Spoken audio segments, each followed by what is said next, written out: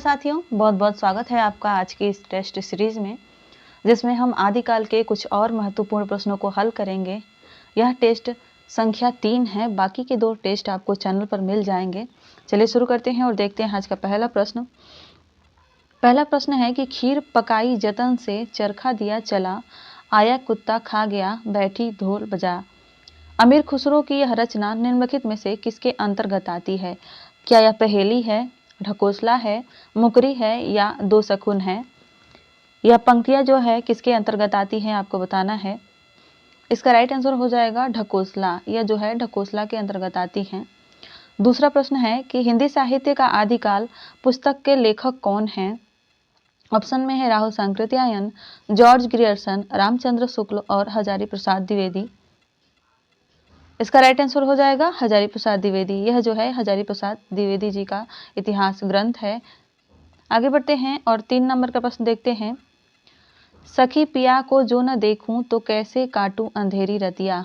यह पंक्ति किसकी है? नंददास की, घनानंद की, अमीर खुसरो की या बिहारी की? सखी पिया को जो न देखूं तो कैसे काटूं अंधेरी रतिया, यह किसकी पंक्ति है? इसका सही उत्तर हो जाएगा अमीर खुसरो। यह पंक्तियां जो हैं अमीर खुसरो की हैं। बहुत ही महत्वपूर्ण पंक्तियां हैं। अगला प्रश्न देखते हैं 4 नंबर का। अर्र गोला छूटन लागे, सर सर तीर रहे सन्नाए। गोला लागे जई हाथी के, मानो चोर सेध हो जाए। यह किसकी पंक्तियां हैं? चंद्रबरदाई की, जगनिक की, भूषण की या जल्हड़ की? आपको बताना है यह निम्नलिखित पंक्तियां किसकी हैं। इसका सही उत्तर हो जाएगा जगनिक। यह पंक्तियां जो हैं जगनिक की हैं। अगला प्रश्न देखते हैं 5 नंबर का। चंद्रबरदाई हिंदी के प्रथम महाकवि माने जाते हैं और इनका पृथ्वीराज रासो हिंदी का प्रथम महाकाव्य है। यह कथन किसका है? हजारी प्रसाद द्विवेदी का, रामचंद्र शुक्ल का, लक्ष्मी सागर वार्ष्णेय का या चंद्रधर शर्मा गुलेरी का? आपको बताना है कि यह निम्नलिखित पंक्तियां किसकी हैं। इसका राइट आंसर हो जाएगा शुक्ल जी, रामचंद्र शुक्ल जी। यह पंक्तियां रामचंद्र शुक्ल की हैं हिंदी साहित्य के इतिहास से। अगला प्रश्न है 6 नंबर का। पूछा जा रहा है कि निम्नलिखित में से किस कवि को अभिनव जयदेव की उपाधि मिली थी? घनानंद को, नंददास को, पुष्पदंत को या विद्यापति को? इसमें से किसको जो है अभिनव जयदेव भी कहा जाता है? इसका राइट आंसर हो जाएगा विद्यापति। विद्यापति को है अभिनव जयदेव कहा जाता है। बढ़ते हैं अगले प्रश्न की तरफ। देखते हैं 7 नंबर का प्रश्न क्या पूछा जा रहा है। 7वां प्रश्न है पुस्तक जल्हड़ हाथ दे, चली गज्जन नृप काज। यह पंक्ति किसकी है? गोरखनाथ की, स्वयंभू की, चंद्रबरदाई की या इनमें से किसी की नहीं? आपको बताना है कि यह पंक्तियां किसकी हैं। इसका राइट आंसर हो जाएगा चंद्रबरदाई। यह पंक्तियां जो हैं चंद्रबरदाई की हैं। 8 नंबर का प्रश्न है कि देसी नाम माला के रचनाकार कौन हैं? धनपाल, स्वयंभू, हेमचंद्र और दामोदर शर्मा। देसी नाम माला किसकी रचना है? धनपाल की, स्वयंभू की, हेमचंद की या दामोदर शर्मा की? इसका सही उत्तर हो जाएगा हेमचंद्र। हेमचंद की रचना है देसी नाम माला। 9 नंबर का प्रश्न है कि पुरुष परीक्षा के रचनाकार कौन हैं? विद्यापति, दामोदरन, विद्याधर या जज्जल? किसकी रचना है पुरुष परीक्षा? सही उत्तर हो जाएगा इसका विद्यापति। यह जो रचना है यह विद्यापति जी की है। अगला प्रश्न है जय मयंक जस चंद्रिका के रचनाकार कौन हैं? भट्टकेदार, धनपाल, मधुकर कवि और दामोदर शर्मा। जय मयंक जस चंद्रिका किसकी रचना है? क्या वह केदार भट्ट की है, धनपाल की है, मधुकर कवि की है या दामोदर शर्मा की है? इसका सही उत्तर हो जाएगा मधुकर कवि। जय मयंक जस चंद्रिका जो है मधुकर कवि की रचना है। 11 नंबर का प्रश्न है रामचंद्र शुक्ल ने वीरगाथा काल के अंतर्गत किस साहित्य को देश भाषा काव्य कहा है? जैन काव्य को, रासो काव्य को, सिद्ध काव्य को और नाथ काव्य को? किसको जो है आचार्य रामचंद्र शुक्ल ने देश भाषा काव्य कहा है? सही उत्तर हो जाएगा इसका रासो काव्य। शुक्ल जी ने रासो काव्य को देश भाषा काव्य कहा है। 12 नंबर का प्रश्न है वह संधि में ईश्वर से संधि कहाँ? सदस्य नाता में ईश्वर से नाता कहाँ और अभिसार में भक्ति का सार कहाँ। डॉक्टर रामकुमार वर्मा का यह कथन किस कवि के संदर्भ में है। अमीर खुसरो, धनपाल, विद्यापति और अब्दुल रहमान। आपको बताना है इसका सही उत्तर क्या होगा। इसका सही उत्तर होगा विद्यापति। यह जो पंक्तियां हैं डॉक्टर रामकुमार वर्मा की, यह विद्यापति के लिए हैं। 13 नंबर का प्रश्न देखते हैं। पूछा जा रहा है कि अमीर खुसरो की रचना खलिक बारी है, कहानी है, उपन्यास है, शब्दकोश है या नाटक है। खलिक बारी जो अमीर खुसरो की रचना है उसकी विधा क्या है। राइट आंसर हो जाएगा शब्दकोश। यह जो है एक शब्दकोश है।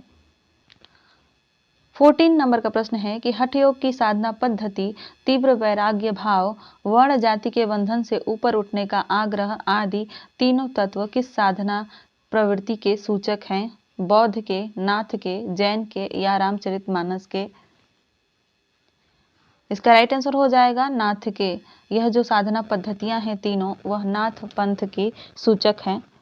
15 नंबर का प्रश्न पूछा जा रहा है कि आदिकाल की किस साधना पद्धति से कबीर प्रभावित थे। जैन, बौद्ध, सिद्ध एवं नाथ या इनमें से कोई नहीं। इसका सही उत्तर हो जाएगा सिद्ध एवं नाथ। कबीर दास जो थे सिद्धों एवं नाथों से प्रभावित थे। उनकी पद्धति, साधना पद्धति जो थी सिद्धों एवं नाथों से प्रभावित थी। 16 नंबर का प्रश्न देखते हैं। पूछा जा रहा है कि जैन धर्म संबंधी रचनाएं किस भाषा में रची गई हैं। संस्कृत में, अपभ्रंश में, पाली में या प्राकृत में। सही उत्तर हो जाएगा इसका अपभ्रंश में। जैन धर्म संबंधी जितनी भी रचनाएं हुई हैं वह अपभ्रंश भाषा में रचित हैं। 17 नंबर का प्रश्न है कि सरहपाद की प्रसिद्ध रचना थी जयचंद्र प्रकाश, दोहा कोश, चर्यापद और योगचर्या। सरहपाद की प्रसिद्ध रचना इसमें से कौन सी है। सही उत्तर हो जाएगा इसका दोहा कोश। दोहा कोश जो है सरहपा की प्रसिद्ध पंक्तियां हैं जिन्हें सरहपाद भी या सरहपा भी कहा जाता है। 18 नंबर का प्रश्न है। आदिकालीन युद्ध वर्णन में किस भाषा का प्रयोग हुआ है। ब्रज, खड़ी बोली, अवधी और डिंगल।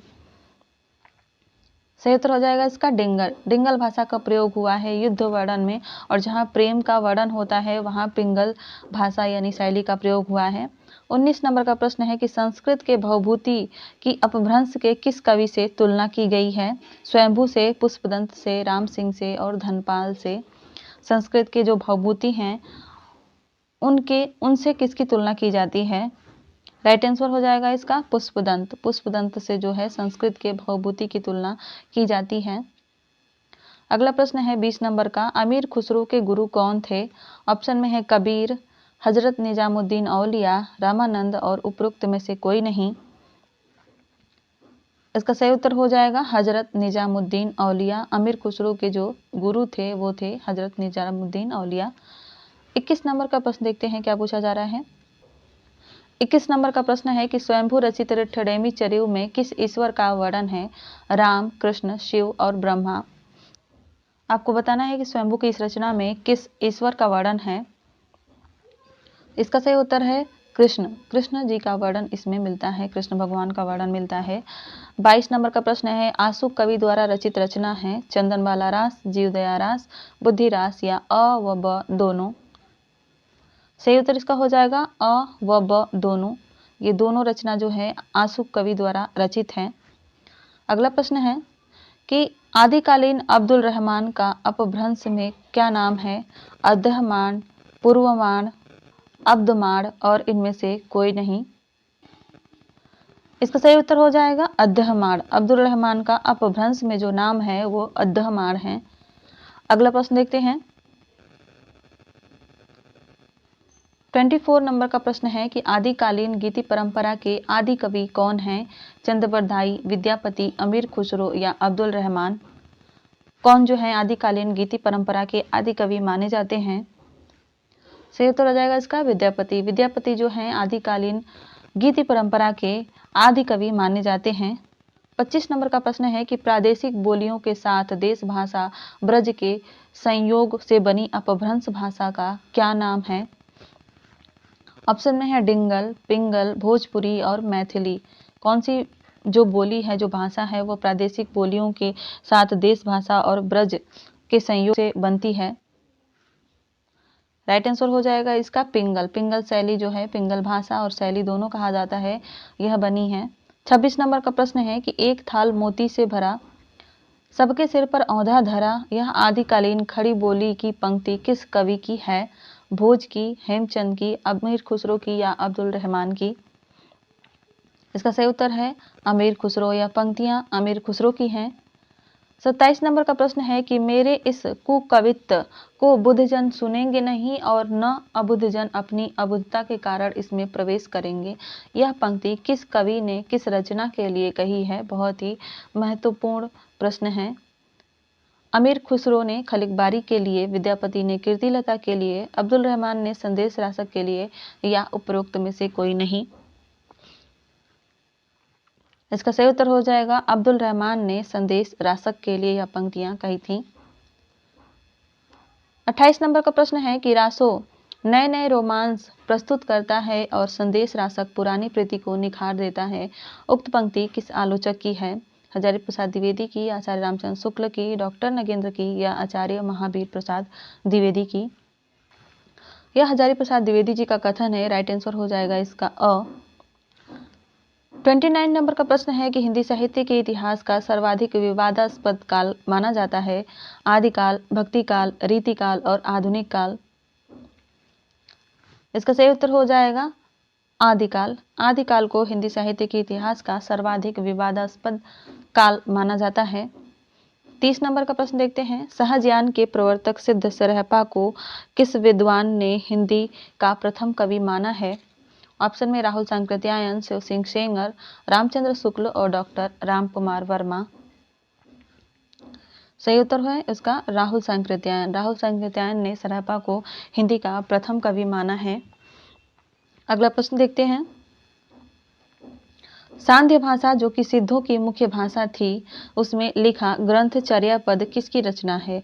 सबरपा की, सरहपा की, लुइपा की या कण्हपा की? राइट आंसर हो जाएगा इसका सबरपा। यह पंक्तियां जो हैं सबरपा की हैं। 32 नंबर का प्रश्न है। निम्न में से किस सिद्ध का स्थान 84 सिद्धों में सबसे ऊंचा माना जाता है? सबरपा का, सरहपा का, लुइपा का, कण्हपा का? राइट आंसर हो जाएगा इसका लुइपा का। 84 सिद्धों में सबसे ऊंचा स्थान लुइपा का माना जाता है। 33 नंबर का प्रश्न है कि जॉर्ज ग्रियर्सन के the modern vernacular literature of Hindustan का प्रथम हिंदी अनुवाद निम्न में से किसने किया था? लक्ष्मी सागर वार्ष्णेय ने, लक्ष्मी सागर वार्ष्णेय ने, मौलवी करीमुद्दीन ने या किशोरी लाल गुप्त ने? किसने जो है जॉर्ज ग्रियर्सन के इतिहास ग्रंथ का हिंदी अनुवाद किया था?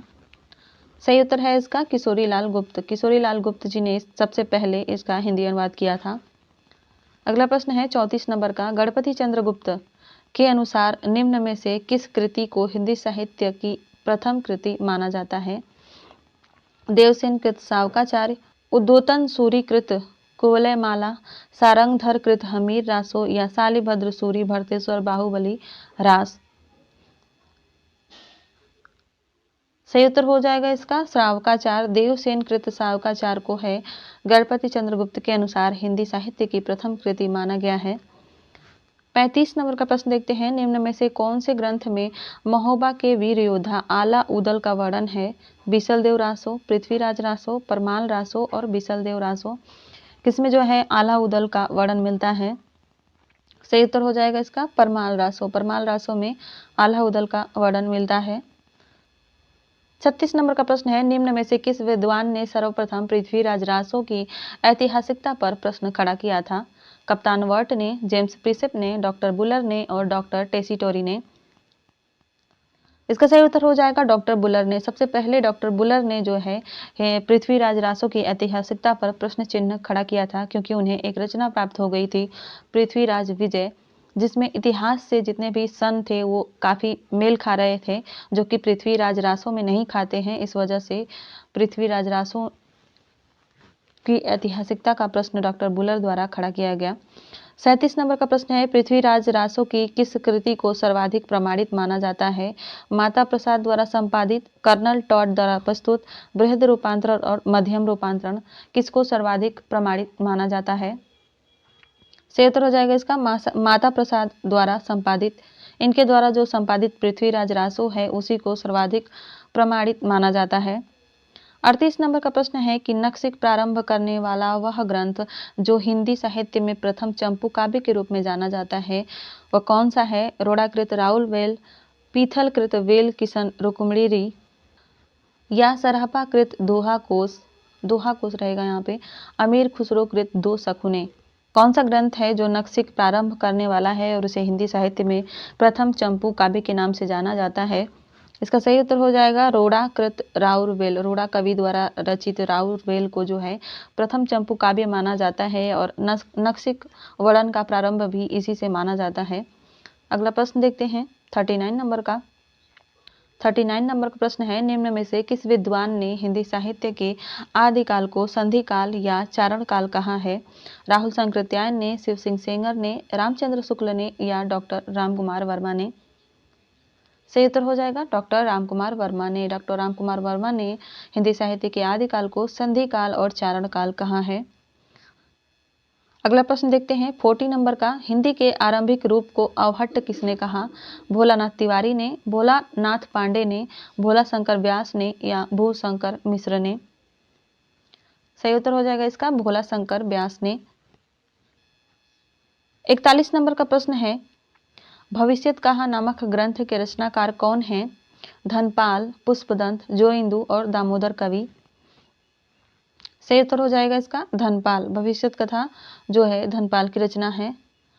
42 नंबर का प्रश्न है, अपभ्रंश व्याकरण हेम शब्दानुशासन के रचयिता कौन हैं? धनपाल, विद्याधर, हेमचंद और शालिभद्र सूरी? सही उत्तर है इसका हेमचंद। हेमचंद की रचना है हेम शब्दानुशासन। 43 नंबर का प्रश्न है, नाल रसायन आरंभ भई शारदा तूठी ब्रह्म कुमारी किस रासो ग्रंथ की पंक्तियां हैं? खुमान रासों की, परमान रासों की, बीसल देव रासों की या हमीर रासों की? सही उत्तर हो जाएगा इसका बीसल देव रासों की। यह पंक्तियां बीसल देव रासों की हैं। 44 नंबर का प्रश्न है कि किस रासो काव्य में मेघदूत और संदेश रासक परंपरा का विकास मिलता है? बीसल देव रासों में, खुमान रासों में, हमीर रासों में या परमाल रासों में? सही उत्तर इसका हो जाएगा बीसल देव रासों में। बीसल देव रासों में मेघदूत और संदेश रासक की परंपरा का विकास देखने को मिलता है। 45 नंबर का प्रश्न है कि हिंदी साहित्य का प्रथम महाकाव्य माना जाता है पृथ्वीराज रासों को, परमाल रासों को, खुमान रासों को या बीसल देव रासों को? हिंदी साहित्य का प्रथम महाकाव्य पृथ्वीराज रासों को माना जाता है, तो सही उत्तर इसका हो जाएगा अ पृथ्वीराज रासों। 46 नंबर का प्रश्न है, रामचंद्र शुक्ल, डॉक्टर बुलर, मुंशी देवी प्रसाद जैसे विद्वानों ने पृथ्वीराज रासों को क्या माना है? एक प्रमाणिक ग्रंथ, अप्रमाणिक ग्रंथ, अर्ध प्रमाणिक ग्रंथ या इनमें से कोई नहीं? इसका सही उत्तर हो जाएगा अप्रमाणिक ग्रंथ। यहाँ जितने भी विद्वान दिए गए हैं रामचंद्र शुक्ल, डॉक्टर बुलर, मुंशी देवी प्रसाद, ये सभी पृथ्वीराज रासों को अप्रमाणिक मानते हैं। अगला प्रश्न देखते हैं 47 नंबर का। पृथ्वीराज विजय किसकी रचना है जिसके आधार पर सन 1875 में डॉक्टर बुलर ने पृथ्वीराज रासों को जाली ग्रंथ कहा? चंदवरदाई, जयानक, जल्हड़ और मिश्रबंधु? राज विजय जयानक कवि की रचना है, तो इसका सही उत्तर हो जाएगा बी जयानक। अगला प्रश्न देखते हैं 48 नंबर का प्रश्न, जयचंद प्रकाश और जयमयंक जस चंद्रिका का उल्लेख किस कृति में मिलता है? रासो साहित्य में, राठौरारी ख्यात में, लोक साहित्य में और आदिकालीन साहित्य में?